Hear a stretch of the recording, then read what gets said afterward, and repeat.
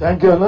ఇప్పుడు మనం అందరం ఎదురు చూస్తున్నట్టు మరి పెద్దలు గౌరవనీయులు మాజీ మంత్రివర్యులు హరీష్ అన్న గారు మరి మన పార్టీ ఎక్కడ ఇబ్బందులలో ఉంటే ట్రబుల్ షూటర్ అన్న ట్రబుల్ షూటర్ అన్న కాదంటాడు కానీ అన్న ట్రబుల్ షూటర్ మన పార్టీకి ఎక్కడ ఏ ఇబ్బంది పార్టీకి వచ్చినా దానికి వచ్చినా అన్న నెరవేర్చే అన్న మన పార్టీకి మరి అటువంటి వారిని సాధారణంగా మాట్లాడవలసిందిగా కోరుతున్నాం. జై తెలంగాణ. సౌండ్ మీకు క్లియరే ఉన్నా అది కింద మాకు క్లియర్ లేదు. మీకు క్లియర్ ఉందా? కొద్దిగా సౌండ్ తక్కువ పెట్టిబిడ్డ. జై తెలంగాణ. జోహార్ తెలంగాణ. మన వీరులకు కేసీఆర్ గారి నాయకత్వం. గౌరవనీయులు సభాధ్యక్షత వహిస్తున్నటువంటి పెద్దలు విఠల్ రెడ్డి గారు, గౌరవ శాసనసభ్యులు పెద్దలు సుధీర్ రెడ్డి గారికి, గౌరవనీయులు రామ్మోహన్ గౌడ్ గారికి, గౌరవనీయులు వెంకటేష్ గౌడ్ గారికి, మా శాసన మండలి సభ్యులు గౌరవనీయులు పెద్దలు దయానందన్న గారికి, మరి ఇంకో రామ్మోహన్ గౌడ్ చాలా మంది ఉన్నారు. వేదిక మీద ఉన్న మాజీ కార్పొరేటర్లకు, మా మహిళా నాయకులకు, వేదిక మీద ఉన్న పార్టీ సీనియర్ నాయకులకు, ఉద్యమకారులకు, మా బీఆర్ఎస్ కుటుంబ సభ్యులకు, జర్నలిస్టులకు అందరికీ పేరు పేరున నా హృదయపూర్వక నమస్కారం తెలియజేస్తా ఉన్నా. కొంచెం 6కి పెట్టుకుంటే బాగుండే మీటింగ్, కానీ నేనే కేసీఆర్ గారి దగ్గర నాకు మీటింగ్ ఉంది 4కి పెట్టమని చెప్పాల్సి వచ్చింది. ఇది జరిగే ఆదివారం అయినట్టు ఉన్నది. సరే, ఏది ఏమైనా ఇవాళ మీరు నిజంగా గొప్పవాళ్ళు. ఎల్బీ నగర్ కార్యకర్తలు, ఉద్యమకారులు అందరూ కలిసి ఇలా బ్రహ్మాండమైనటువంటి విజయాన్ని సాధించిన మీకు నా హృదయపూర్వక శుభాకాంక్షలు, అభినందనలు తెలియజేస్తా ఉన్నా. మన పరిస్థితి ఎట్లయిపోయిందంటే ఉగాది నాడు మనం పచ్చడి తాగుతామా? ఇవాళ మన బీఆర్ఎస్ పార్టీ పరిస్థితి ఉగాది పచ్చడి లాగుంది ఎల్బీ నగర్లో. ఎందుకంటే సుధీర్ అన్న గెలిచిండు, తీపి ఉన్నది, కానీ అయ్యో కేసీఆర్ లేడు, మన ప్రభుత్వం లేదనే చేదు ఉన్నది. ఉగాది పచ్చడి తీపి చేదు కలయికలతో ఉండేట్టు ఇవాళ మన పరిస్థితి కూడా అట్లా అయిపోయింది. బట్ ఏది ఏమైనా ఉగాది పచ్చడి చాలా శ్రేష్టమైనటువంటిది. అట్లే బీఆర్ఎస్ పార్టీకి భవిష్యత్తు కూడా అద్భుతంగా ఉంటది. ఎవ్వరం రందిపడాల్సినటువంటి అవసరం లేదు. అయితే మనం కార్యకర్తలుగా, ఉద్యమకారులుగా అందరం కలిసిమెలిసి ముందుకు పోవాలి. నిజానికి జంట నగరాల ప్రజలు, పట్టణ ప్రజలు బీఆర్ఎస్ పార్టీకి బ్రహ్మరథం పట్టిండ్రు. అన్ని సీట్లు గెలిచినాం, కానీ గ్రామీణ ప్రాంతాల్లోనే కొంత మనకు ఇబ్బంది జరిగింది. సరే, దాని మీద పార్టీ సమీక్ష చేసింది. ఏం జరిగింది అంటే చెప్పినారు, కొన్ని సూచనలు వచ్చినాయి. అరే బంధులు పెట్టింది అన్న, ఈ దళిత బంధు, బీసీ బంధు కొంత మా ఊర్లలో పరిశాన్ చేసింది. లేకపోతే రుణమాఫీ మొత్తం అయ్యేది ఉండే, ఇండ్లు జల్ది ఇచ్చేది ఉండే. ఇట్లా కొన్ని మంచి సూచనలు అయితే వచ్చినాయి. సరే, తప్పకుండా ఒక పార్టీ, ఒక రాజకీయ పార్టీ ఆత్మవిమర్శ చేసుకోవాలి. మన ఇంట్లోనే ఒక కుటుంబంలో ఏదైనా పొరపాటు జరిగితే పెద్దలను కూర్చుంటాం, మాట్లాడుకుంటాం, సరి చేసుకుంటాం, ముందుకు పోతాం. అట్లే ఒక రాజకీయ పార్టీ కూడా అన్ని కూడా ఆలోచన చేసుకోవాలి. చేసుకోవడమే ఒప్పు, చేసుకోకపోతే తప్పు కదా. అందులో మనమే మొహమాట పడాల్సిన అవసరం లేదు. నిజానికి ఒక రాజకీయ పార్టీకి ఎప్పుడు విజయాలే ఉండవు. డెఫినెట్ గా విజయాలు ఉంటాయి, అపజయాలు ఉంటాయి, పూల బాటలు ఉంటాయి, ముళ్ళ బాటలు ఉంటాయి. ఇవేమీ మన బీఆర్ఎస్ పార్టీకి కొత్త కూడా కాదు. పార్టీ పెట్టినాడు మనం సిద్దిపేటలో అద్భుతమైన విజయం సాధించిన ఉప ఎన్నికలో, మెదక్లో పోతే ఓడిపోయినాం 2వ ఉప ఎన్నికలో.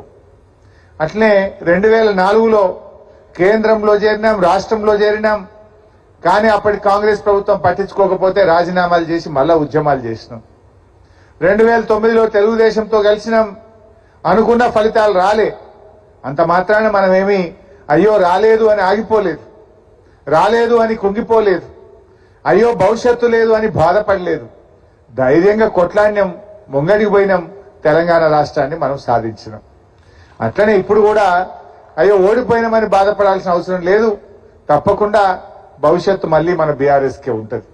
ఇది ఒక స్పీడ్ బ్రేకర్ లాంటిది. ఓ స్పీడ్ బ్రేకర్ వస్తే బండి స్లో అవుతుంది, దాటంగానే మళ్ళీ పికప్ అందుకొని వేగంగా ముందుకు సాగుతుంది. అట్లే మనకు కూడా మంచి భవిష్యత్తు ఉంటుంది. ఇలా వాళ్ళు చాలా అబద్ధాలు మాట్లాడారు. అరే రే ఒక్కటి కాదు, మన తెలంగాణలో సామెత ఉంటుంది, నిజం గడప దాటక ముందే అబద్ధం ఊరంతా చుట్టేస్తుందట. ఇలా కాంగ్రెస్ వాళ్ళు అబద్ధాలు అట్లా చుట్టొచ్చినాయి కొద్దిగా. కాకపోతే పట్టణ ప్రజలు తెలివైన వాళ్ళు, విజ్ఞత కలిగిన వాళ్ళు, మీలాంటి మంచి కార్యకర్తలు ఉన్నారు, మీరు అన్ని అర్థం చేయించే ప్రయత్నం చేసిండ్రు. వీళ్ళు ఏం చెప్పిన వాళ్ళు ఒక అబద్ధం కాదుగా, మన మీద దుష్ప్రచారం చేసిండ్రు, ప్రజలకు కూడా ఓ అడ్డగోలు హామీలు ఇచ్చిండ్రు. ఇప్పుడు ఎప్పుడైనా మేము ఆ హామీల గురించి అడిగినామనుకో, అరే మీరు తొందరపడబట్టిరేందే, ఇప్పుడే అడుగుతారా, మేము మొన్ననే వస్తే అంటుండ్రు. మరి మీరే కదా డేట్లు పెట్టింది. ఎవరు పెట్టిండ్రు డేట్లు? ఫుల్ పేజ్ యాడ్లు ఇచ్చిండ్రు పేపర్లల్లా. ఎలక్షన్ల ముంగట హస్తం గుర్తుకు ఓటేయండ్రి, ఫిబ్రవరి 1వ తారీఖు నాడు మేము గ్రూప్ 1 ఉద్యోగాలకు నోటిఫికేషన్ వేస్తామని ఫుల్ పేజ్ యాడ్లు వేసిండ్రా లేదా? మరి మొన్ననే ఫిబ్రవరి 1వ తారీఖు పోయింది, ఎక్కడున్నది గ్రూప్ 1 నోటిఫికేషన్? పాపం నమ్మి మోసం చేసిన వాళ్లకు, ఇవాళ నమ్మి ఓట్లు వేసిన వాళ్లకు మీరు మోసం చేసింది ఇవాళ కాంగ్రెస్ పార్టీ. ఎన్ని మాటలు చెప్పిండ్రు. ఒక ముసలమ్మని పట్టుకొని అవ్వాని పెన్షన్ ఎంత అని అడిగిండ్రు. 2000 వస్తుంది బిడ్డ అంటే, ఇగో మళ్ళా నెల డిసెంబర్లో మా కాంగ్రెస్ వస్తుంది, మీకు 4000 పెన్షన్ ఇస్తుంది అన్నారు. డిసెంబర్ వాయ, జనవరి వాయ, ఫిబ్రవరికి వచ్చే 4000 కాదు కదా, ఉన్న 2000 కూడా దిక్కులేదు. మొన్న ఎవరో చెప్తున్నారు నిన్న పోతే నాకు, జనవరి నెలలో ఆ వృద్ధులకు, వితంతువులకు, వికలాంగులకు, ఎయిడ్స్ పేషెంట్లకు ఇచ్చేటువంటి ఆ 2000 పెన్షనే పడలేదట జనవరిలో. జనవరి నెల పెన్షన్ ఆగిపోయింది. మీరు 4000 ఇస్తామన్నారు, 4000 దేవుడేరు కానీ ఉన్న 2000 పడని పరిస్థితి వచ్చింది ఇలా కాంగ్రెస్ హయాంలో. ఆ రకంగా ఎన్ని చెప్పినారు. రైతు బంధు, అరే మేము వస్తే 15,000, బీఆర్ఎస్ వస్తే 10,000 అని చెప్పిండ్రు. మరి ఇలా మీరు వచ్చిండ్రు ఏవి 10,000? 10,000 లేవు, 15,000 లేవు, పాత 10,000 కూడా లేవు. పడుతున్నాయా రైతు బంధు? ఇవాళ రైతులందరూ కళ్ళలో ఒత్తులు వేసుకొని చూస్తున్నారు. ఇవాళ 3 ఎకరాల దాకా కూడా ఇంకా ఇప్పటికీ రైతు బంధు పడని పరిస్థితి వచ్చింది. ఈ రకంగా అనేక విషయాలు. వాటిని అమ్ముకోకుండా మేము వస్తున్నాం, రాగానే బోనస్ ఇస్తాము అని చెప్పిండ్రు. ఇక బ్యాంకులో పోయి అప్పులు తెచ్చుకోండి, డిసెంబర్ 9వ తారీఖు నాడు 2 లక్షల రూపాయలు అప్పు మాఫీ చేస్తామని చెప్పిండ్రు. మరి డిసెంబర్ 9 పోయి జనవరి 9 అంది, జనవరి 9 పోయి రేపో మాపో ఫిబ్రవరి 9 రావట్టే, 2 లక్షల రుణమాఫీ. అంటే మీరే డేట్లు పెట్టింది కదా, మేము తొందరపడతలేము. మీరు ప్రజలకు డేట్లు పెట్టి బాండ్ పేపర్లు రాసిచ్చారు. ఇంకా వీళ్ళు నమ్మకపోతే బాండ్ పేపర్ ఎవరు రాసిస్తారు? నమ్మకం కుదరకపోతే బాండ్ రాసిస్తారు, నోటరీ రాసిస్తారు. వీళ్ళు లాస్ట్ కు తెలంగాణ ప్రజలకు నోటరీలు ఇచ్చిండ్రు, బాండ్ పేపర్లు ఇచ్చి ఇక మా మాట అంటే మాటే అని చెప్పి ప్రజల్ని నమ్మించేటట్టు చేసి ఇవాళ మోసం చేసిన పరిస్థితి ఉంది. ఊర్లలో పోయి 2 లక్షల రుణమాఫీ మేము చేస్తూనే ఉన్నాం డిసెంబర్ 9 అంటే ఎవరైనా కొద్దిగా ఆశపడతారు కదా. మరి ఏమైపోయారు 2 లక్షల రుణమాఫీ? ఏకకాలంలో చేస్తామని బాండ్ పేపర్లు ఇస్తుంది, నోటరీలు రాసిస్తుంది, ఇవాళ మాట తప్పినటువంటి పరిస్థితి. ఇదే విషయాన్ని మనం అడిగితే ఏమంటారు? అరే మీరు తొందరపడుతున్నారేంటి అని పడుతుంది. మరి ఎవరు చెప్పమందా నిన్ను బాండ్ పేపర్లు రాసిచ్చి 9వ తారీఖు చేస్తామని చెప్పింది మీరు కాదా? డిసెంబర్ నెలలో ఉచిత కరెంటు స్టార్ట్ అవుతుంది, మా సోనియమ్మనే మీ కరెంటు బిల్లు కడుతుంది అంటారు. మరి డిసెంబర్ పోయి ఫిబ్రవరి వచ్చే ఈ బిల్లు ఎవరు కట్టాలి? ఇప్పుడు మరి బిల్లులన్నీ సోనియా గాంధీకి పంపిద్దాం, మరి మన పోస్టుల కట్టమని చెప్పుదాం.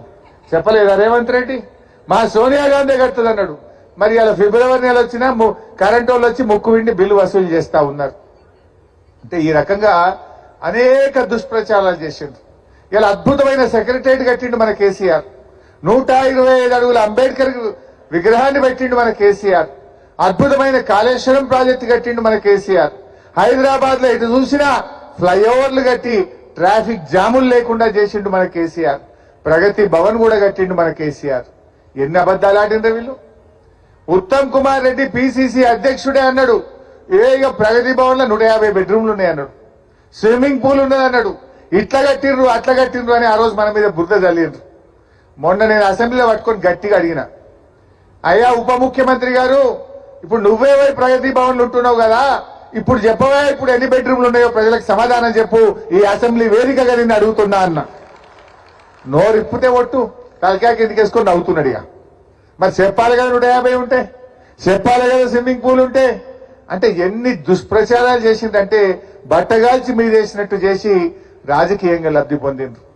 బాధ కలిగేది ఏంటంటే కూడా ప్రతిపక్షంలో ఉన్నప్పుడు అంటే అబద్ధాలు ఆడతాడు, ఏదో గెలవాలని మాట్లాడతాడు.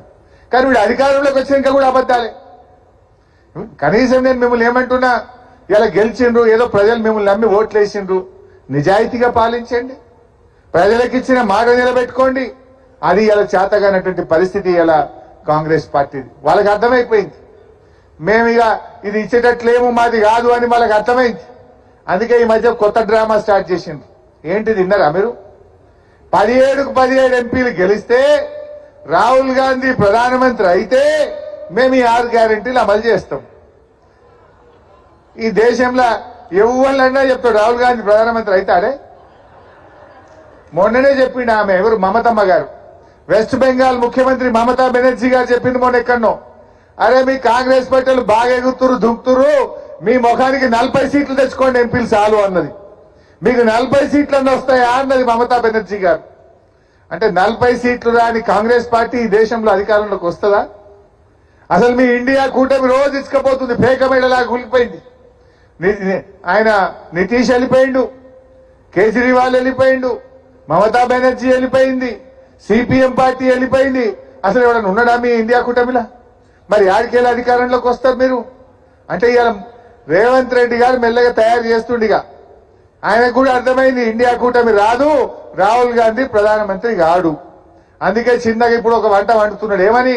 అరే ఢిల్లీలో మా గవర్నమెంట్ వస్తుంది అనుకున్నాం, రాలేదు, ఇక ఈ 6 గ్యారెంటీలు మాకు చేత కాదు అని చేతులు లేపని కొత్త వంటకం స్టార్ట్ చేస్తా ఉన్నాడు. ఈ విషయాన్ని మనం ప్రజలకు చెప్పాలి.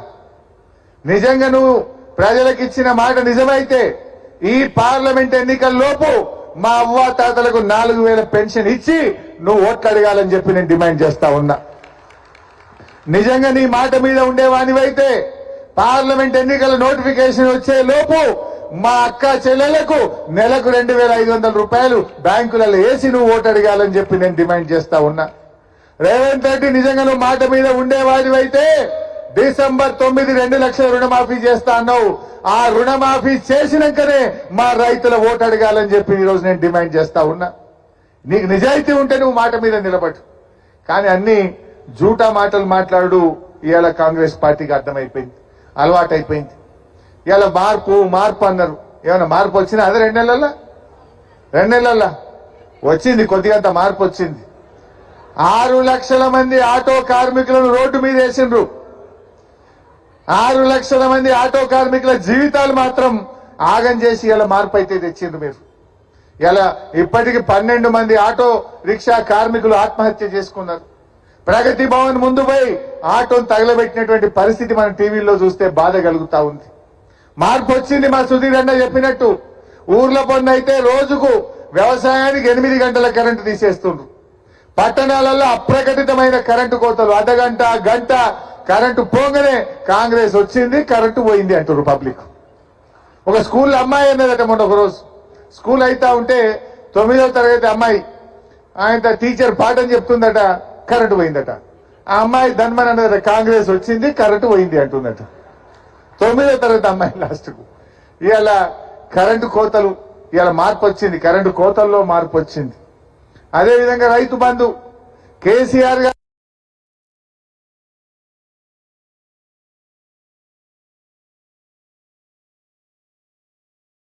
ఆనాడు కేసీఆర్ గారు సకాలములో రైతు బంధు డబ్బులు ఇచ్చిండు, రైతుల్ని కాపాడుకున్నాడు కేసీఆర్.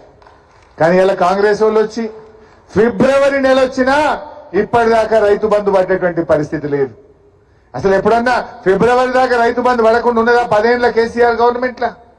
అంటే మీరు రైతు బంధు విషయంలో ఇవాళ మార్పు తీసుకొచ్చినారు. అదేవిధంగా ఈరోజు కేఆర్ఎంబి ప్రాజెక్టులు ఇవాళ ముఖ్యంగా మన హైదరాబాద్ కు చాలా ఎఫెక్ట్ అవుతుంది. ఇవాళ రేవంత్ రెడ్డి గారు వీళ్ళ ప్రభుత్వం ఇవాళ కూడా మళ్ళీ ఏదో నోటుకు వచ్చినట్టు మాట్లాడింది ఆయన. ఏంది కేఆర్ఎంబి ప్రాజెక్టులు అంటే ఏంది? శ్రీశైలం గాని, నాగార్జున సాగర్ గాని, మన కృష్ణా బేసిన్ మీద ఉన్న ప్రాజెక్టు అవుట్లెట్స్ ను కేంద్ర ప్రభుత్వానికి అప్పచెప్పడం. 10 ఏళ్ల కేసీఆర్ గారి ప్రభుత్వంలో మనం ఏ రోజు కూడా వాళ్ళు ఎంత ఒత్తిడి పెట్టినా మనం కేఆర్ఎంబికి ప్రాజెక్టులు అప్పచెప్పలేదు. మేము ఒకటే చెప్పినాం, మాకు 50% వాటా ఇవ్వండి, శ్రీశైలంను ప్లానింగ్ కమిషన్ చెప్పినట్టుగా దాన్ని హైడల్ ప్రాజెక్టుగా గుర్తించండి. మా డ్రింకింగ్ వాటర్ లో 20% మాత్రమే మీరు లెక్కగట్టండి అని ఇట్లా మనం అనేక షరతులు కేంద్ర ప్రభుత్వానికి పెట్టాం. కానీ కేంద్రం ఒప్పుకోలేదు. ఆ రోజు ఒప్పుకోలేదు కనుక మనము ఆ కేఆర్ఎంబికి మన ప్రాజెక్టులు మనం అప్పచెప్పలేదు. కానీ 2 నెలలు కాలే వీళ్ళ గవర్నమెంట్ వచ్చి కేంద్ర ప్రభుత్వం ఒత్తిడి తెచ్చింది. రాష్ట్ర ప్రయోజనాలను ఫలంగా పెట్టి ఆయనతో పోయినరు మా ప్రాజెక్టులన్నీ మీకు అప్పచెప్తామని సంతకాలు పెట్టి వచ్చిండ్రు. ఈ విషయం మేము గట్టిగా అడిగితే ఏమంటాడు, లేదు లేదు లేదు అని మన మీద బురద జల్లే ప్రయత్నం. అన్ని చిల్లర మాటలు, పసలేని మాటలు. ఆయన దగ్గర విషయం లేదు కనుక విషం జిమ్మేటువంటి ప్రయత్నం చేస్తా ఉంటాడు. ఏమంటాడు, అసలు ఏపీ రీఆర్గనైజేషన్ యాక్ట్ లోనే కేఆర్ఎంబి ప్రాజెక్టులు అప్పచెప్పాలని ఉంది.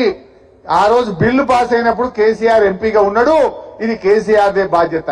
ఎంత తలకాయలేని మాటలు, ఎంత అతి తెలివి మాటలు. ఆ రోజు అధికారంలో ఉన్నది ఎవరు? ఆ బిల్లు పెట్టింది ఎవరు? కేంద్రంలో కాంగ్రెస్ పార్టీ కాదా? బిల్లు పెట్టింది కాంగ్రెస్ పార్టీ. ఆ బిల్లును తయారు చేసింది జైపాల్ రెడ్డి గారు, జయరాం రమేష్ గారు. బిల్లు పాస్ చేసింది కాంగ్రెస్ పార్టీ. ఇవాళ 2 ఎంపీలు ఉన్న బీఆర్ఎస్ పార్టీ ఆ రోజు కేసీఆర్ బిల్లును ఆమోదించిండని చెప్పి నీ అతి తెలివి మాటలు ప్రజలు నమ్ముతారనుకుంటున్నావా? నువ్వేమన్నావు మొన్నటిదాకా? మేము ఏపీ రీఆర్గనైజేషన్ యాక్ట్ లో తెలంగాణ కరెంటు తక్కువ ఉందని మా జైపాల్ రెడ్డి గారే ఈ బిల్లులో తెలంగాణ కోసం కరెంటు ఎక్కువ పెట్టిండు అని గొప్పలు చెప్పినావు కదా. మరి కరెంట్ ఇచ్చిన ఘనత జైపాల్ రెడ్డిది అయితే కేఆర్ఎంబికి ప్రాజెక్టులు అప్పచెప్పిన ఘనత కూడా జైపాల్ రెడ్డి గారికి, కాంగ్రెస్ పార్టీకే దక్కుతుంది. నీ అది తెలివి బంద్ చేయి. నిజంగా న్యాయం మాట్లాడు. రాజకీయాలు కాదు, రాష్ట్ర ప్రయోజనాలు ముఖ్యం. ఇలా నువ్వు రాష్ట్ర ప్రయోజనాలను ఫలంగా పెట్టినావు. నీకు అర్థం కాక, ఆలోచన లేక ఆగమాగమై ప్రాజెక్టులు అప్పచెప్పి రేపు హైదరాబాద్ కు మంచినీళ్లు లేకుండా చేస్తా ఉన్నావు. ఖమ్మం, నల్లగొండ, మహబూబ్ నగర్ జిల్లాకు సాగునీరు, త్రాగునీరు కూడా దొరకని పరిస్థితి తెచ్చినావు. ఇవాళ నువ్వు ఒక్క తప్పు చేసి ఆ తప్పును కప్పిపుచ్చుకోవడానికి ఇలా 100 అబద్దాలు మాట్లాడే విధంగా ఇవాళ రేవంత్ రెడ్డి గారు ఆయన ఇష్టం వచ్చినట్టుగా మాట్లాడుతూ ఉన్నాడు. పోతిరెడ్డిపాడు గురించి మాట్లాడతాడు. అసలు పోతిరెడ్డిపాడు గురించి మాట్లాడే హక్కు రేవంత్ రెడ్డి గారికి ఉన్నదా అని నేను అడుగుతా ఉన్నా. నువ్వు ఆ రోజు తెలుగుదేశం పార్టీలో ఉండి ఒక్కనాడన్నా పోతిరెడ్డిపాడు ప్రాజెక్టు గురించి మాట్లాడినావా? మేం కొట్లాడినాం. ఆనాడు తెలంగాణకు అన్యాయం అవుతుందని పోతిరెడ్డిపాడుకు పొక్కగొట్టి రాయలసీమకు నీళ్లు తీసుకుపోతుంటే 30 రోజులు అడ్జర్న్మెంట్ మోషన్ ఇచ్చి ఆంధ్రప్రదేశ్ అసెంబ్లీని స్తంభింపజేసింది టీఆర్ఎస్ పార్టీ. మేం కొట్లాడినాం పోడియంలోకి పోయి. ఆనాడు మా మంత్రి పదవులు ఒక్క ఏడాదికే రాజశేఖర రెడ్డి గారి కేబినెట్ లో మంత్రులుగా ఉన్న నేను గాని, నాయన్ నరసింహారెడ్డి గారు గాని మా తెలంగాణకు అన్యాయం చేసే ఈ కాంగ్రెస్ ప్రభుత్వంలో మేము ఉండమని ఒక ఏడాదికే మంత్రి పదవులను గడ్డిపోచల్లాగా మీ కాంగ్రెస్ ముఖం మీద విసిరేసి బయటకు పోయిన వాళ్ళం మేము. పోతిరెడ్డిపాడును అడ్డుకోవడానికి కృషి చేసింది మేము. నువ్వు ఆనాడు తెలుగుదేశం పార్టీలో ఉండి పెదవులు మూసుకున్న రేవంత్ రెడ్డి నువ్వా మా గురించి విమర్శించేది? సూర్యుడి మీద ఉమ్మేస్తే నీ ముఖం మీద పడుతుంది అన్నట్టు అది నీ మీదనే పడుతుంది. రేవంత్ రెడ్డి గారు ఒకసారి నీ ఈపు చూసుకో, వెనుకకు చూసుకొని మాట్లాడు అని చెప్పి నేను ఆయనను కోరుతా ఉన్నా. ఇవాళ ఏమైపోయిందంటే ఆయన పరిస్థితి ఎంతసేపు చిల్లర మాటలు, సబ్జెక్టు లేక చౌకబారి మాటలు. ఆయన ఇవాళ పొద్దున ఓ మీటింగ్ పోయిండు. వెంకయ్య నాయుడు గారికి వారికి పద్మవిభూషణ్ అవార్డు వస్తే సన్మానానికి పోయింది. ఏం చెప్పిండు వెంకయ్య నాయుడు గారు? రేవంత్ రెడ్డికి హితవు పలికిండు. రాజకీయాల్లో కొంచెం జాగ్రత్తగా మాట్లాడు, రాజకీయాల్లో హుందాతనం ఉండాలి, రాజకీయాల్లో గౌరవం పెరిగేటట్టు, ప్రతిష్ట పెరిగేటట్టు మాట్లాడాలని పొద్దుగాల చెప్పిండు. మధ్యాహ్నం వచ్చిండు సెక్రటరియట్ లో మళ్ళీ అన్ని చిల్లర మాటలు మాట్లాడుతుండు, అసభ్యకరంగా మాట్లాడుతుండు. అసలు చిన్నపిల్లలు ఎవరన్నా టీవీ చూస్తే రాజకీయాలంటేనే వాళ్లకు మరి అసహ్యం కలిగే విధంగా ఇవాళ ఈయన భాష ఉన్నది. నువ్వు ఇవాళ ఒక ముఖ్యమంత్రిగా ఉన్నావు, హుందాగా ఉండు, విషయం మీద మాట్లాడు, చర్చ పెట్టు అసెంబ్లీలో. ఇవాళ ఏదో అసెంబ్లీలో చర్చ పెట్ట మాట్లాడు. Yes we are ready. నువ్వు ఎప్పుడు పెట్టావో పెట్టు, నీ దిమ్మదిరేటట్టు అసెంబ్లీలో సమాధానం చెప్తాం బిడ్డ. గతంలో మా కేసీఆర్ గారు ఇదే అసెంబ్లీలో పవర్ పాయింట్ ప్రజెంటేషన్ పెడితే మేం ప్రిపేర్ కాలేదని ముఖం చాటేసి పారిపోయింది నీ కాంగ్రెస్ పార్టీ. బట్ మేము అట్లా పారిపోం. నీ దిమ్మ తిరిగే సమాధానం చెప్తాం. మేము తయారుగా ఉన్నాం. నువ్వు చేసిన తప్పును తెలంగాణ ప్రజలకు అర్థమయ్యేటట్టు అసెంబ్లీ సాక్షిగా నీ సంగతి ఏందో బయట పెడతామని చెప్పి మనం చేస్తా ఉన్నా. ఇలా వాళ్ళకి ఏమైపోయిందంటే నోటికొచ్చినట్టు మాట్లాడు. ఆనాడు ప్రతిపక్షంలో ఉంటే ఎట్లా మాట్లాడినరో ఇలా అధికారంలో ఉంటే కూడా అదే మాట్లాడుతుంది. వాళ్ళు చేయాల్సిందేంది? వాళ్ళు ప్రజలకు ఇచ్చిన హామీలు నిలబెట్టాలి. అది చేతగాక, అది చేయడానికి అవకాశం లేక ఇవాళ మన మీద విరుచుకపడుతున్నటువంటి పరిస్థితి ఉంది. మీరు మాట ఇయ్యలే. డిసెంబర్లో 4,000 పెన్షన్ ఇస్తామన్నది మీరు కాదా? డిసెంబర్ 9 నాడు 2 లక్షల రుణమాఫీ చేస్తామన్నది మీరు కాదా? రాగానే 15,000 రైతు బంధు ఇస్తామని మాట తప్పింది మీరు కాదా? రాగానే వడ్లకు 500 బోనస్ ఇస్తామని మాట తప్పింది మీరు కాదా? ఇవాళ మాట తప్పింది మీరు. అది చేతగాక ఇవాళ ఏదో ఏమంటారు, ఓడలేక ఆడలేక ఓడ మధ్యలో కొట్టిందని ఒక సామెత ఉంటుంది. ఆ రకంగా ఉన్నది అలా పరిస్థితి. ఇలా మీరు పరిపాలన చేతగాని పరిస్థితి ఉన్నది. బట్ అందువల్ల నేను మీ అందరినీ కోరేది ఒక్కటే, పార్లమెంట్ ఎన్నికల తర్వాత అయితే ఇంకా ఆయనతో చేతులు ఎత్తాడు. మా సుధీర్ అన్న అన్నట్టు ఇప్పుడైతే రోజుకు గంట 2 గంటలు అర్ధగంట తీస్తున్నారు కరెంటు. కానీ రేపు పార్లమెంట్ తర్వాత ఆయనతో కోతలు పెట్టారు. వీళ్ళు పల్లెటూరులో పొంద రైతులకైతే 8 గంటలు కోత పెట్టిండ్రు. మనం ప్రజలకు మనం జాగ్రత్తగా చెప్పాలి. డెఫినెట్ గా ఢిల్లీలో కాంగ్రెస్ గెలిచేది లేదు. మనము ఈ మల్కాజ్గిరి ఎంపీ కూడా ఖచ్చితంగా గెలవాల్సినటువంటి అవసరం ఉంది. ఎట్టి పరిస్థితుల్లో కూడా అయ్యో ఏమైతుందని మనం అనుకోవద్దు. మనం రేపు ఢిల్లీలో తెలంగాణ గలం విప్పాలన్నా, ఈ కాంగ్రెస్ పార్టీ మెడలు వంచాలన్నా మనం ఎంపీ సీట్ గెలవాల్సినటువంటి అవసరం ఉంది. రేపు మనకు ఎంపీ కూడా 5 కోట్ల ఫండ్స్ ఉంటాయి. మన కార్యకర్తలకు ఏదైనా చిన్న చిన్న వర్క్స్ ఉన్నా, ఏదన్నా మీరు ప్రజలకు ఇచ్చిన కమిట్మెంట్ ఉన్నా మనం చేసుకోవడానికి మనకు అవకాశం ఉంటుంది. అందువల్ల 7 ఎమ్మెల్యేలు మనమే ఉన్నాం. కానీ ఎక్కడ కూడా నిర్లక్ష్యంగా ఉండద్దు. సుధీర్ అన్న కోసం ఎంత కష్టపడ్డారో, సుధీర్ రెడ్డి గారి గెలుపు కోసం అందరూ కలిసి ఏ రకంగా మీరు ప్రయత్నం చేసిండ్రో, రేపు మల్కాజ్గిరి ఎంపీ సీట్ కోసం కూడా మనందరం కూడా కలిసి పనిచేయాల్సినటువంటి అవసరం ఉంది. ఇది మనకు చాలా ముఖ్యమైనటువంటి మన భవిష్యత్తు. దీని తర్వాత వెంటనే ఏమైతుంది, మీకు లోకల్ బాడీ ఎలక్షన్లు వస్తాయి, కార్పొరేటర్ ఎన్నికలు. ఇలా ఇంకో మంచి ఉదాహరణ చెప్పి నేను ముగిస్తే ఎక్కువ టైం తీసుకోను. మనకు జిహెచ్ఎంసీ ఎన్నికల ముందు వరదలు వచ్చినాయి. వరదలు వస్తే ఏమైంది, ఇదే బీజేపీ వాళ్ళు వచ్చి మన ఎల్బీ నగర్ లా మోటార్ సైకిల్ పోతే మోటార్ సైకిల్, కారు పోతే కారు, ఇల్లు పోతే ఇల్లు, గుండు పోతే గుండు, బండి పోతే బండి అన్నారు. అంటే ప్రజలు నమ్మిండ్రు, వాళ్ళకి గెలిపించింది. గెలిచినకేమైనా వచ్చింది, ఆ బండి రాలే, గుండు రాలే.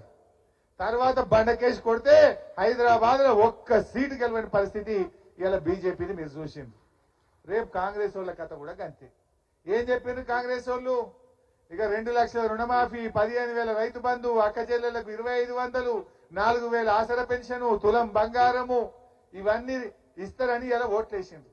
రేపు ఇవి రాలేదనుకో, మొన్న బీజేపీని ఎట్లా బండకేసి కొట్టిండ్రో రేపు కాంగ్రెస్ పార్టీని కూడా అదే విధంగా బండకేసి కొట్టే రోజులు దగ్గరలోనే ఉంటాయి. అది రేపు మీ కార్పొరేట్ ఎన్నికల్లో మీకు లాభం అవుతుంది. రేపు మీరు కార్పొరేటర్లు గెలవగలుగుతారు ఈజీగా. ఇంకో 1-2 ఏళ్ల టైం ఉన్నది మనకు. అప్పటి వరకు వీళ్ళ సంగతి అంతా బయట పడదా? రేపు ఏ ముఖం పెట్టుకొని వస్తారు వీళ్ళు? తులం బంగారం ఇవ్వకుండా, 2,500 ఇవ్వకుండా, 4,000 పెన్షన్ ఇవ్వకుండా గల్లీలకు వస్తారా వీళ్ళు? రాణిస్తారా ప్రజలు వీళ్ళను? ఆ రోజు కూడా ఎక్కువ దూరం ఏం లేదు. అందువల్ల భవిష్యత్తు తప్పకుండా మనకే ఉంటుంది. ఈ టైంలో కొంచెం మనం ఇంకా గట్టిగా పనిచేయాలి, పట్టుదలతో పనిచేయాలి. మనం బౌన్స్ బ్యాక్ అయ్యేటట్టుగా రేపు పార్లమెంట్ ఎన్నికల్లో కూడా మనం గట్టిగా ప్రయత్నం చేయాలి. బీజేపీ వాళ్ళు కూడా వస్తున్నారు, అక్షింతలు తెస్తున్నారు, తప్పకుండా తీసుకుంటాం. మనం కాదా రాముని భక్తులం? మనం అందరం రాముడి భక్తులమే. మన కేసీఆర్ కూడా అద్భుతంగా యాదాద్రి లక్ష్మీనరసింహస్వామి దేవాలయం కట్టలేదా? యజ్ఞం చేయలేదా? హోమం చేయలేదా? కానీ మనం దాన్ని రాజకీయాలకు వాడుకోలేదు. దేవుడు అంటే అత్యంత పవిత్రమైనటువంటిది. దేవుడి దగ్గర పార్టీలు ఉండవు, రాజకీయాలు ఉండయి. దేవుడు అందరికీ సమానమే. మనం కూడా దేవుడిని పూజిస్తాం, దేవాలయాలు నిర్మించాం, యజ్ఞ హోమాలు చేసినాం, కానీ ఎప్పుడు రాజకీయాలు చేయలేదు. మనం రాజకీయం డిఫరెంట్, దేవుడు అందరికీ సమానం, దేవుడు అందరివాడు. అందువల్ల మనం దేవుడి గురించి ఎప్పుడు రాజకీయాలు చేయలేం మనం.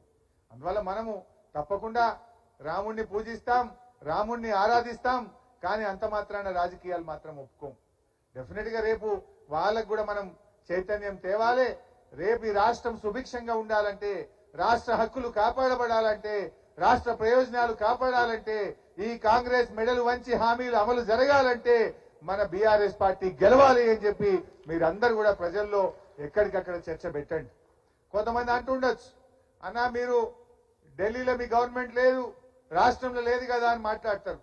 గల్లీలు ఎవడున్నా, ఢిల్లీలో ఎవడున్నా ఈ తెలంగాణ కోసం పోరాడేటోడు బీఆర్ఎస్ ఓడే, ఈ తెలంగాణ కోసం గొంతు విప్పేటోడు బీఆర్ఎస్ ఓడే, అందుకే బీఆర్ఎస్ గెలవాలి అనే విషయాన్ని కూడా మనం వాకింగ్ లో గాని, కిట్టి పార్టీల్లో గాని, ఫంక్షన్లలో గాని, మీటింగుల్లో గాని, కాలనీ మీటింగ్ గాని, అపార్ట్మెంట్ మీటింగ్ గాని, గేటెడ్ కమ్యూనిటీ మీటింగ్ గాని అన్ని చోట్ల కూడా చర్చ పెట్టాల్సిందే.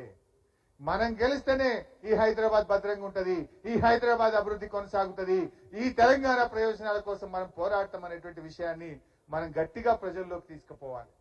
అందువల్ల ఎవరో ఏదో చెప్పినంత మాత్రాన మనము ఎక్కడ కూడా డీలా పడద్దు, మీరెవరు అధైర్యపడద్దు. ఏ చిన్న ఇబ్బంది వచ్చినా హైదరాబాద్లోనే మనకు కావలసినంత మంది ఎమ్మెల్యేలు ఉన్నారు, మేమందరం ఉన్నాం. ఎక్కడైనా అక్రమ కేసులు పెట్టినా, మన కార్యకర్తల్ని వేధించినా అవసరమైతే సుధీర్ అన్నకు చెప్పండి, మేమందరం కూడా వచ్చి మిమ్మల్ని కాపాడుకుంటాం, మీకు రక్షణ కవచంగా నిలుస్తాం. ఎవరం కూడా మనం వెనుకకు చూసేది లేదు. అట్లా నిజంగా వెనుకకు చూస్తే తెలంగాణ వచ్చినా అయ్యాలా? అట్లా అధైర్యపడితే ఈ రాష్ట్రం వచ్చినా మనకి ఈరోజు అది మనకు మన పార్టీ పుట్టుకలోనే లేదు. అదే పట్టుదలతో ముందుకు పోదాం. విల్ కమ్ బ్యాక్, తప్పకుండా విల్ బౌన్స్ బ్యాక్. దానికోసం అందరం కలిసికట్టుగా ముందుకు పోవాలి. మరి పార్లమెంట్ ఎన్నికల కోసం దయచేసి కార్యకర్తలు, నాయకులు ఇప్పటి నుంచే మీరు సమాయత్తం కావాలని చెప్పి కోరుకుంటూ జై తెలంగాణ. అన్న ధన్యవాదాలు. మీరు చెప్పిన ఈ